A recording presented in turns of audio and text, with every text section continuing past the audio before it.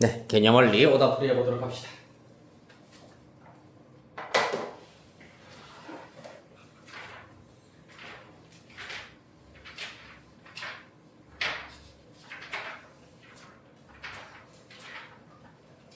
자, 지난 시간에 우리 184페이지 모평균과 표본평균 그리고 표본평균의 확률 분포 그리고 통계적 추정까지 일단은 다 살펴봤습니다. 먼저 187페이지부터 질문자가 불러보도록 할게요. 238번. 오케이, 187페이지에 238번 또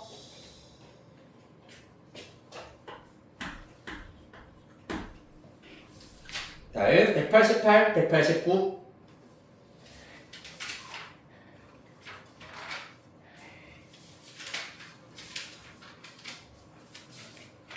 늘 괜찮습니까? 이거 한 문제만 풀고 이제 모평균의 추정 마저 지난 시간에 조금 개념 설명하다가 남았던 부분 마저 정리 한 방 쫘라락 하고 대표 문제 풀고 마치도록 할게. 그리고 오늘 성찬이 만약에 안 올 것 같으면은 요거 문제 풀이 오늘 테스트 문제 풀이도 몇 개 좀 하도록 하겠습니다. 네, 238번 112224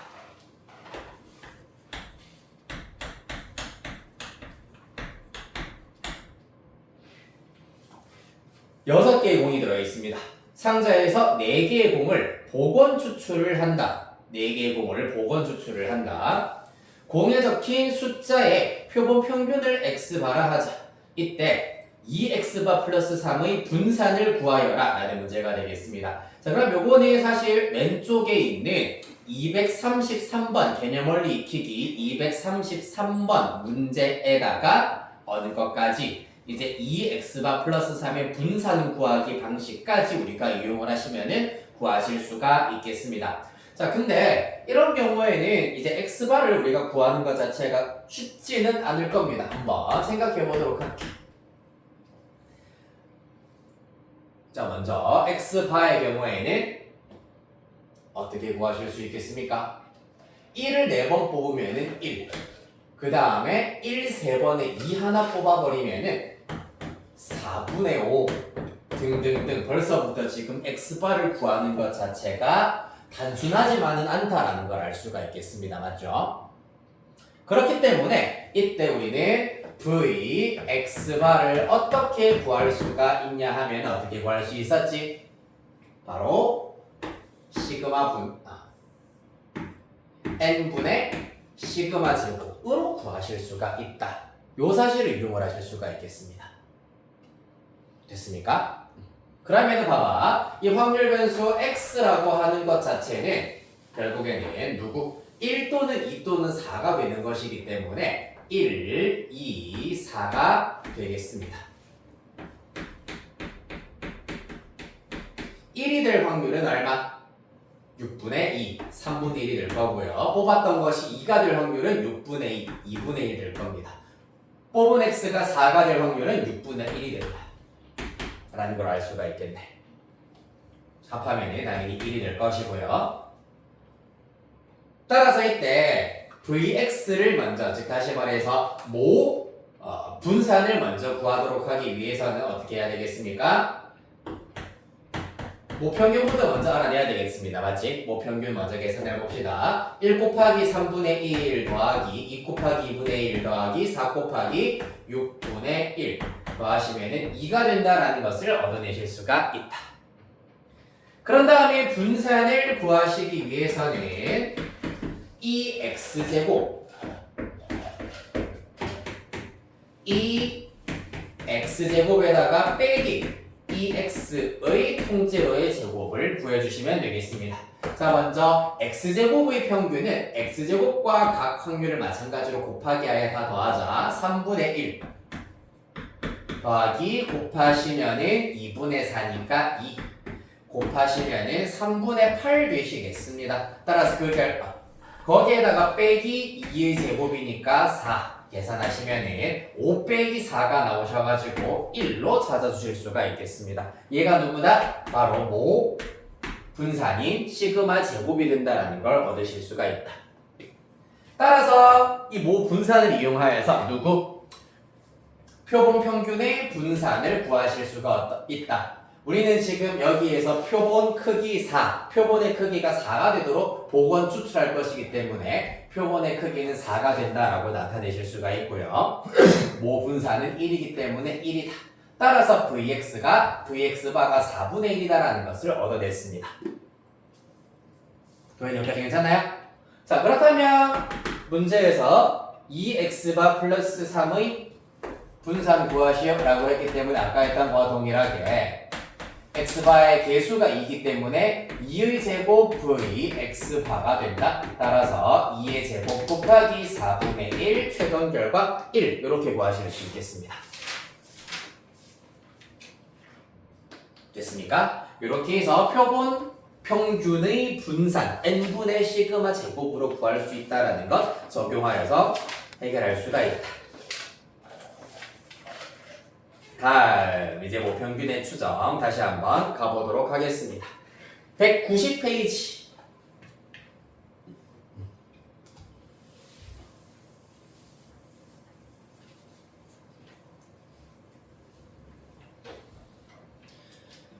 자, 우리가 표본 평균을 찾아냈다. 그래서 그 표본 평균을 이용을 하여 가지고 실제 모 집단의 평균이 모평균이 어디부터 어디 사이에 있다라고 추론하는 것이 바로 모평균 추정이다라고 얘기를 했었습니다. 자, 그랬을 때 실제로 우리가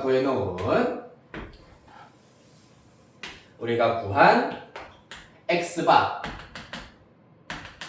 이용을 하여서 이 녀석을 지난 시간에 했기를 x바 빼기 k 곱하기 루트 n분의 시그마 요 값의 경우에는 표본 평균 플러스 k 곱하기 루트 n분의 시그마에 해당하는 값이 되었고 그때 사실상 모평균이 이 구간 안에 들어갈 확률이 만약에 0.95였다면은 그때는 95%의 신뢰도를 가지고 있는 신뢰 구간이다라고 얘기를 할 수가 있었고 만약에 이 사이의 확률이 0.99가 된다면은 99% 신뢰도를 가지고 있는 신뢰 구간이라고 얘기를 했었습니다. 이해되겠습니까?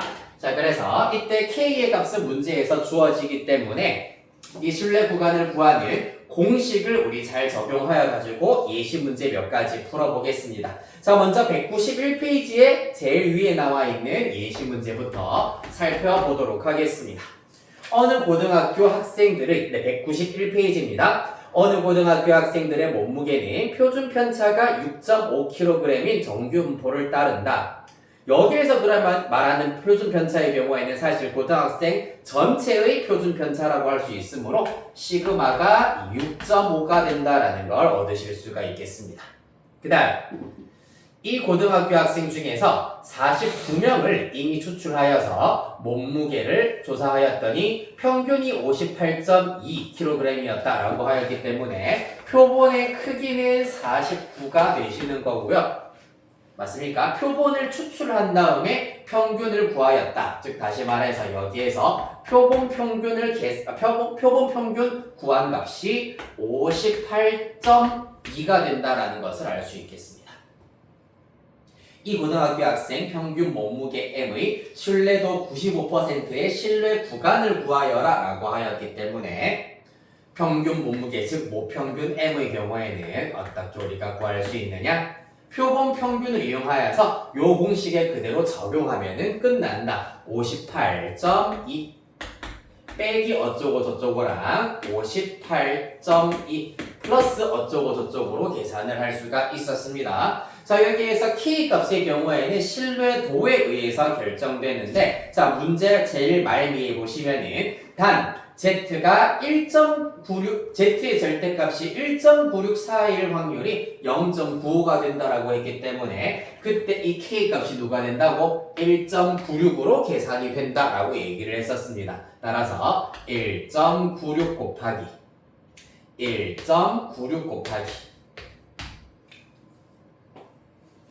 남아있는 루트 n분의 시그마는 우리가 문제에 주어져 있는 것 이용하시면 되겠습니다. 루트 n은 7, 시그마는 6.5 되시겠습니다. 7분의 6.5 이렇게 구하시면 끝난다는 얘기입니다. 자, 그래서 마저 계산을 해보시면 조금 귀찮게 하겠다. 56 요렇게 계산을 하면은 0.2788 0.28 요렇게 계산이 될 겁니다. 따라서 0.28 곱하기 6.5는 계산을 또 직접 해주셔야 되겠죠. 일단 58에 45이 10, 그 다음에 68에 48, 6이 12. 소수점이 하나, 둘, 세 개 앞으로 가야 되기 때문에 0, 2, 8, 1, 하나, 둘, 셋 1.82가 된다는 걸 얻으실 수 있습니다. 즉 58.2 빼기 1.82 그 다음에 얘는 58.2 플러스 1.82가 된다. 각각 계산을 마저 해버리시면은 56.38 네, 이렇게 나오고요. 우변 같은 경우에는 60점 나오겠네요. 60.02 이렇게 나오게 되겠습니다. 됐습니까? 자, 여기에서 요 공식이 나오게 됐었던 원리는 간단합니다. 요거를 표준화하였을 때 자, m이 일단 x바에다가 y 사실상 이렇게 읽어야 되겠네요.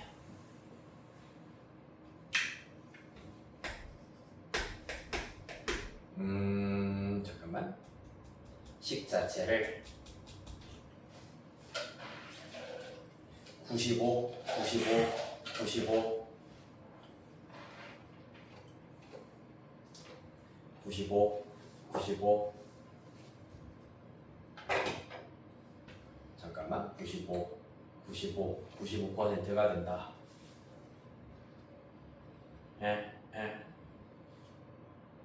이 사이에 들어갈 확률이 95%가 된다. 네. 요 녀석 m이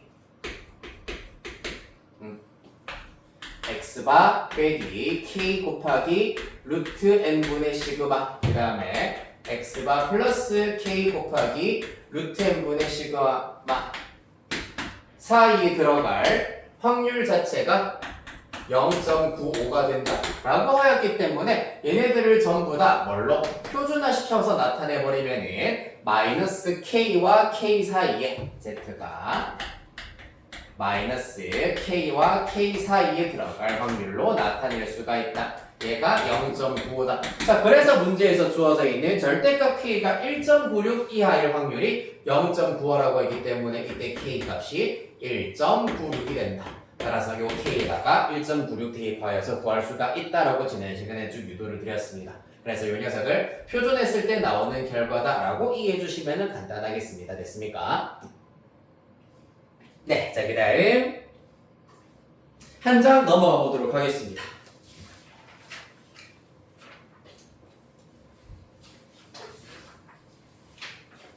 자, 요거 실내 구간 구하는 공식 지금 이제 오늘 이 수업 시간 내에 정확하게 외우셔야 되기 때문에 계속해서 반복해서 써드리도록 할게. 실내 구간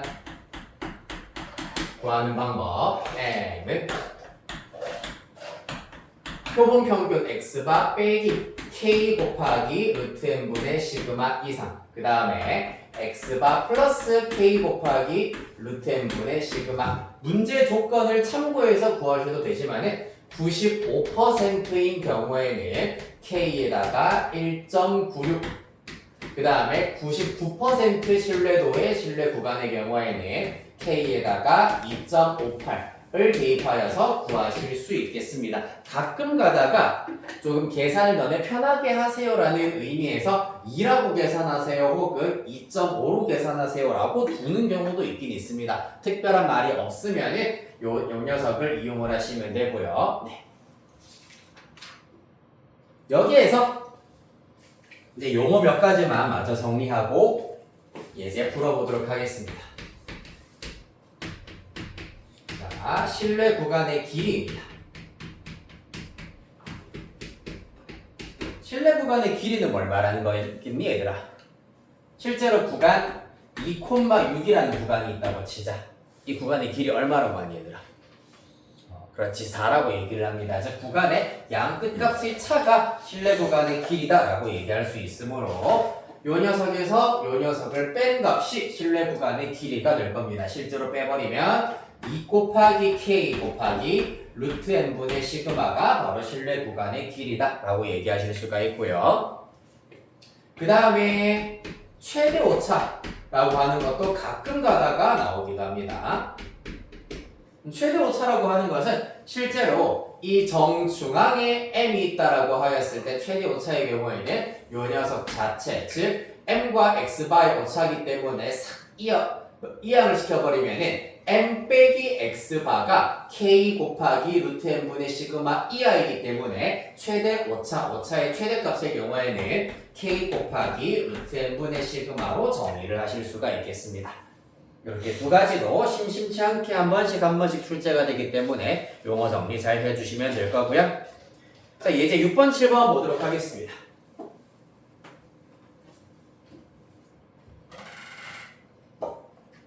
이제 6번.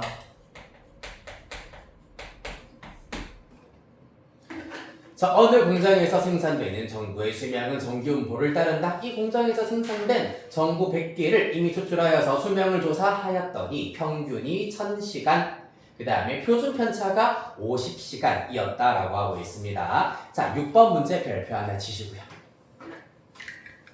이 통계 같은 경우에는 뭔가 조금 적응이 될 만하면은 또 다른 이상한 괴담을 가지고 여러분들을 흔들어 제끼거든. 자, 생각해봐봐. 우리가 실내 구간을 구하기 위해서 약간 오류와 모순이 지금 있습니다. 모평균을 우리가 지금 추론을 하고 있잖아, 맞지? 실내 구간을 지금 저렇게 썼을 때 오류가 딱 한 가지가 있어. 오류가 뭘까?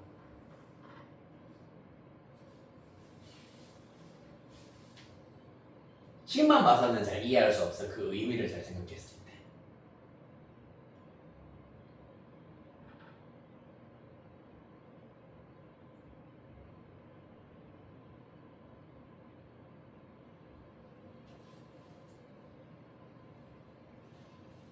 우린 지금 모평균을 알고 있는데 추정을 하고 있는 건 아닐 거 아니야, 맞지? 모평균 몰라. 표본을 뽑아가지고 표본 평균을 일단 우리가 구해놓은 거잖아, 맞지? 그거를 토대로 해가지고 모평균을 지금 추정을 하고 있는데 모평균을 모르는데 모표준 편차를 알고 있을 리가 있겠어, 없겠어? 사실상 불가능하다는 얘기야. 그래서 예제 6번에서는 이러한 트릭을 여러분들이 사용을 해 주셔야 합니다. 일단은 정확하게 구하기 위해서는 모표준 편차를 사용하여야 하지만 요 녀석 대신 표본 표준 편차인 S를 사용하실 수도 있다. 얘는 모표준 편차고요. 얘는 표본 표준 편차입니다. 그래서 이 문제의 경우에도 잘 생각을 해보세요. 생산된 전구 100개를 이미 추출하였다라고 하였기 때문에 표본의 크기 100개짜리 표본을 추출을 했습니다. 조사를 했어. 평균이 1000시간이지. 그 말은 표본 평균이 1000이다 라는 것을 의미하시는 거고요. 그때 표준 편차는 다름 아닌 표본 표준 편차를 말하는 겁니다. 얘가 50시간이다 라는 얘기입니다.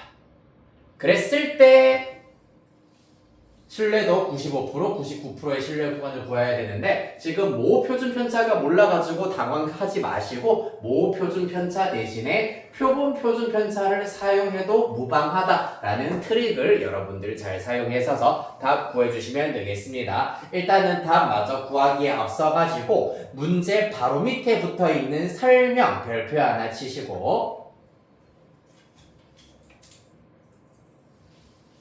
그리고 내가 불러드리는 부분 밑줄 치겠습니다. 첫째 줄 제일 끝에 표본의 크기부터 밑줄 치시면 됩니다. 표본의 크기 n이 충분히 크면 시그마 대신 표본 표준 편차의 값 s를 이용.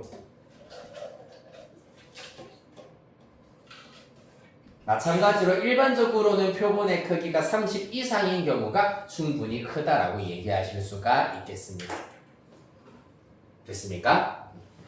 자, 그리하여서 1번부터 구해보도록 하겠습니다. 95%짜리 신뢰 구간, 여기서 1.96 이용하세요라고 문제에서 설명을 하고 있네요. 따라서 m의 경우에는 x바 1000에다가 빼기 1.96 곱하기 루트 n 10분의 s 50으로 계산하실 수가 있고요. 그 다음에 오른쪽 값은 1000 플러스 1.96 곱하기 10분의 50 되시겠습니다. 자, 따라서 얘는 당연히 5가 될 것이기 때문에 1.96 곱하기 5 계산을 해버리면은 9.8 되겠습니다. 따라서 1000 빼기 9.8 계산하여서 990.2 이상 1000 플러스 9.8 1009.8 이렇게 신뢰 구간 구해주시면 되겠습니다. 괜찮나요? 네, 자 2번 갑시다. 그럼 여러분들한테 일단 개념을 잘 이해하고 있는지 한번 물어보겠습니다. 신뢰도 99%의 신뢰 구간이야. 그러면 95%짜리 신뢰 구간과 99%짜리 신뢰 구간을 비교하였을 때 누구의 신뢰 구간이 길이가 더 길까요? 99. 그렇지. 99%짜리 신뢰 구간의 길이가 더 길다. 그렇기 때문에 쌤 신뢰도를 굉장히 크게 하면 무조건 좋겠네요 라고 생각할 수 있으나 그건 아니라고 했습니다. 맞지? 신뢰도가 크면 클수록 구간의 길이가 커지기 때문에 사실상 의미가 조금 더 떨어질 수가 있다. 그 대표적인 예시로 달성고 2학년 학생의 키의 모평균은 150 이상 2m 이하다. 이렇게 나타내는 거랑 거의 비슷하다고 생각하시면 돼요. 이해되겠습니까? 신뢰도가 크면 클수록 범위가 조금 더 터무니없이 커지기 때문에 조금 약간 의미가 퇴색될 수도 있다. 자, 그래서 신뢰도 99% 신뢰 구간 마저 계산해 보겠습니다. 1000 요거만 일단은 먼저 계산을 좀 쉽게 빠르게 할 수 있는 방법은 얘네부터 먼저 계산을 하는 겁니다. 2.58 가져오시고요. 곱하기 루트 n 분의 s 따라서 마찬가지로 5가 될 것이고요. 계산하시면은 바로 58에 40 55 25 그 다음에 5, 2, 10이기 때문에 12.9가 나오게 되겠습니다. 따라서 1000 빼기 12.9 하시면은 987.1 이상. 그 다음에 1000 플러스 12.9 하시면은 1012.9 이렇게 구하실 수가 있겠습니다. 됐습니까? 자, 그 다음 예제 7.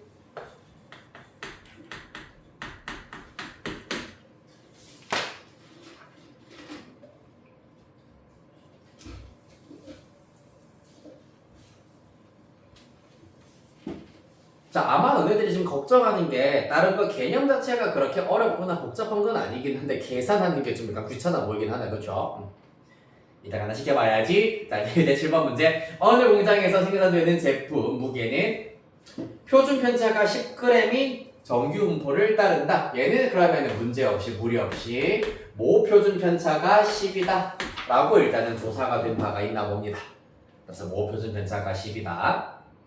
제품의 무게의 평균 mg을 신뢰도 95%로 추정한 신뢰 구간이 알파 이상 베타 이하. 이때 베타 마이너스 알파, 즉 여기에서 말하는 베타 마이너스 알파는 전문 용어로는 신뢰 구간의 길이가 되는 겁니다. 신뢰 구간의 길이가 1.4 이하가 되도록 하려면 표본은 최소 몇 개여야 하는지 구하여라 라고 하고 있습니다. 자, 그럼 신뢰 구간의 길이 베타 마이너스 알파는 어떻게 하자? 2k 곱하기 루트 n분의 시그마가 되는 겁니다. 자, 문제에서 95%의 경우에는 1.96 갖다 쓰세요 라고 문제에 주어져 있네. 따라서 2 곱하기 1.96 곱하기 루트 n분의 시그마에는 10을 이렇게 대입시켜 버리시면 되겠습니다. 그 결과가 얼마? 1.4 이하였으면 좋겠다라고 하고 있네요. 베타 마이너스가 2K 조는 거 베타 마이너스 알파. 여기서 말하는 봐봐. 모평균의 신뢰 구간이 알파 이상 베타 이하라고 했잖아, 맞지? 베타 마이너스 알파가 의미하는 게 뭐라고? 신뢰 구간의 길이라고요. 그건 그렇죠. 신뢰 구간의 길이다. 신뢰 구간의 길이.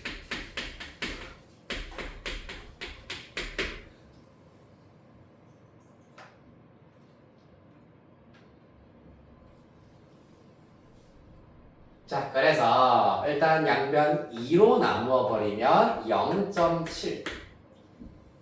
그 다음에 이제 0.7로 나누어 버리면은 이제 7, 20. 좀 애매하긴 하네. 아, 요렇게 계산하면은 19.6이네요. 19.6을 0.7로 나누어 버리시면은 7이 14, 7, 8, 50 이렇게 나오겠네. 따라서 요렇게 나누기 하시면 28 나오게 되겠습니다. 즉 루트 n분의 28이 1 이하다라는 걸 얻으실 수가 있고 루트 n은 28 이상이다라는 걸 구하실 수가 있겠습니다. 따라서 n의 경우에는 28의 제곱 계산하시면 784 나온다고 합니다. 따라서 표본은 최소 784개이어야 한다.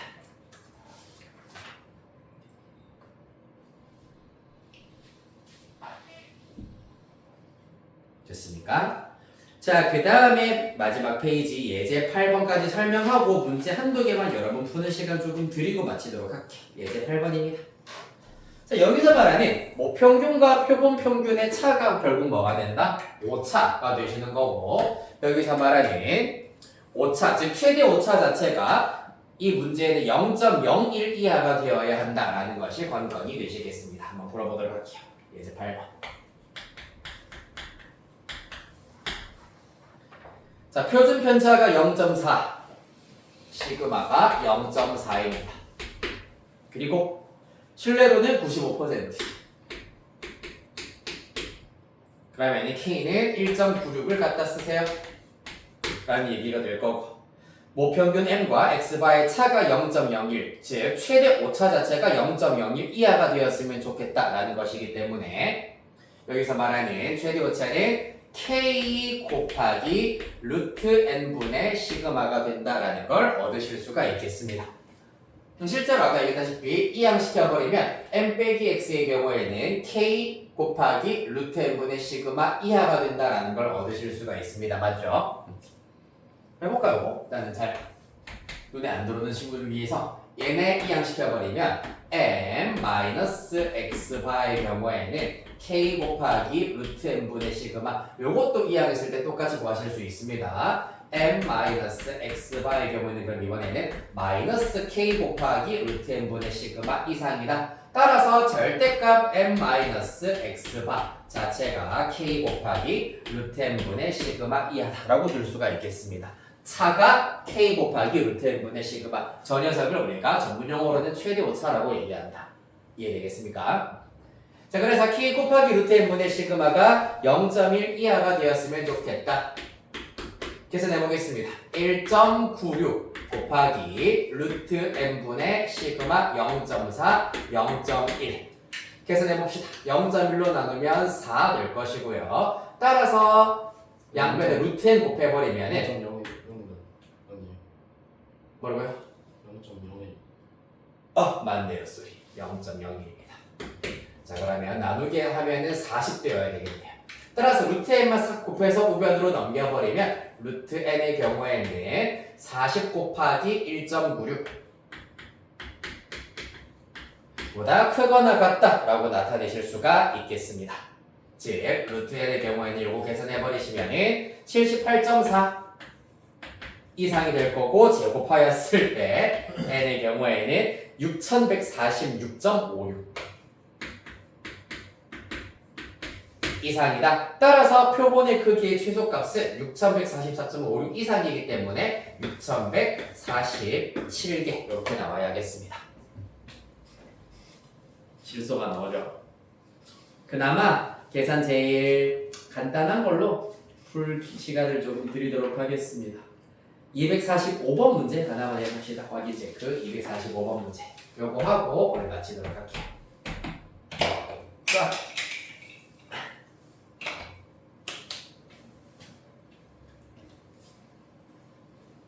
테스트 뿌리는 다음 시간에.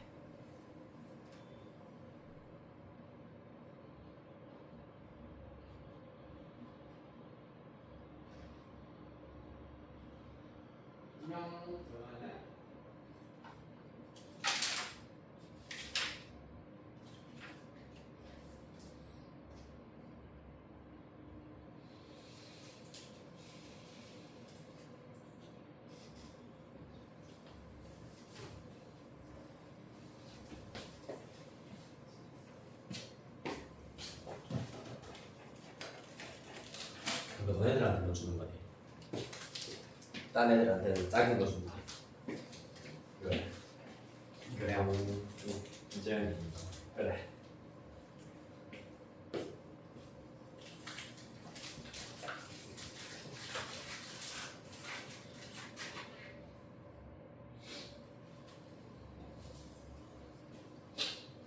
긁적긁적거리는 지역이부터. 오케이. 오케이. 혹시 물어보고 몇 번이었는데? 네. 아 근데 응. 앞에 설치 그 뭐냐 아까 그 문제 풀이할 때 응. 그런 거 들렸어. 아, 아마 할 수 있을 것 같아. 이건 항상 문제구나 그러면은. 이거 그냥 요것도 비슷한 거. 오케이 알겠어. 그럼 집에 가서 한번 풀어보고 모르겠으면 다음 시간에 다시 그때 갖고 가지고 질문하시면 된다. 오케이. 잘했습니다. 답은 7.74 이렇게 넣으면 되겠습니다. 이렇게 해서 숙제는 오늘은 쉽다. 개념 원리 끝까지, RPM 끝까지, 그리고 확률과 통계, 내신 대비 교재는 일단 개념 원리 RPM 숙제가 있기 때문에 덜한 거 있으면 꽉 채워서 다 외우시고요. 확률과 통계 요거 내신 대비 교재의 경우에는 일단 1회 20번까지만 먼저 한번 해보시면 되겠습니다. 1회 20번까지. 1회 20번까지. 숙제 까먹었어요 하는 친구들의 경우에는 언제든지 카톡으로 질문방이나 아니면 학원 카톡으로 보내주시면 다 보내드리도록 하겠습니다. 통통통 확인하셔도 되고요. 네, 여기까지 하도록 할게요. 고생했어요. 저거 보강 시간 아직